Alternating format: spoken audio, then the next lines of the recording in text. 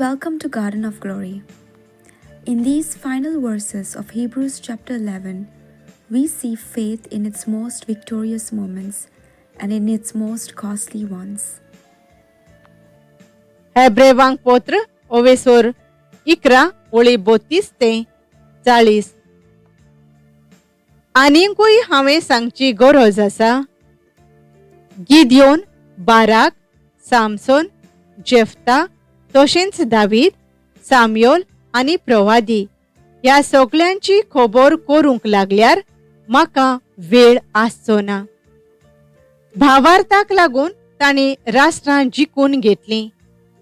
देवाक मानता तसल्या जिविताची चाल तांणी दवरली आनी देवान भासायल्लें तें तांकां मेळ्ळें. तांणी शिवांची तोंडां धांपलीं, उज्याची आंखटीं पालोयलीं आनी झुजांत ते तोरसादीन मोरून पडूंक नात. ते ओसोक तासले पूण घोट जाले, झुजांत बळिश्ट जाले आनी परक्या फौजांक तांणी पाटीं धांवडायल्यो. कांय बायलांक तांचे घोव मोरणांतले जिवंत जावन परते मेळ्ळे. थोड्या जाणांनी आपली सुटका सोडून दिवन ओदीक बऱ्या जिविताक पुनर्जिवंत जावचे खातीर मरोपर्यंत कोश्ट दोगद भोगले. कितल्या जाणांनी केन्यो आनी सोट्यांचो मार खेलो आनी दुसऱ्या कितल्या जाणांक खोड्या सांखळींनी बांदलीं आनी बोंदकोणींत उडोयलीं. तांकां फातरायलीं, तांकां खोरवंतीन चिरलीं, तोरसादीन तांचो जीव काडलो. शेळयांच्या आनी बोकड्यांच्या चामा भायर आंग पांगरूंक तांकां आनीक कांय नासलें.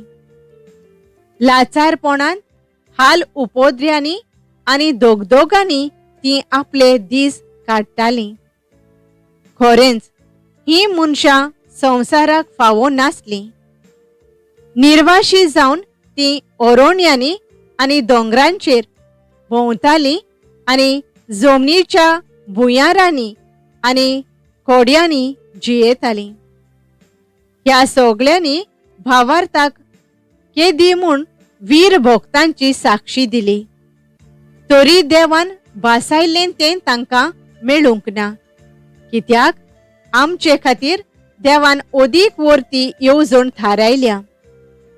ती सगळीं फकत आमचे बराबर सोपुर्णायेक पावलोलीं ताची खुशी. This passage reminds us that faith is not a guarantee of comfort, but it is a guarantee of purpose. God sees, God honors, and God completes the story. Even when we face hardships, our faith is never wasted. It joins the long, beautiful line of believers whose trust in God shaped eternity. Let us pray. Lord, thank you for the countless men and women who lived by faith, whether in victory or in suffering. Give us the kind of trust that stands firm in every season. Help us remember that you are preparing something better than anything this world can offer. Strengthen our hearts to walk in courage, endurance, and unwavering faith, knowing that you complete every promise in your perfect time. Amen. Thank you for joining us on the Garden of Glory. If this message blessed you, please like, share, and subscribe. Dear Baren Koro.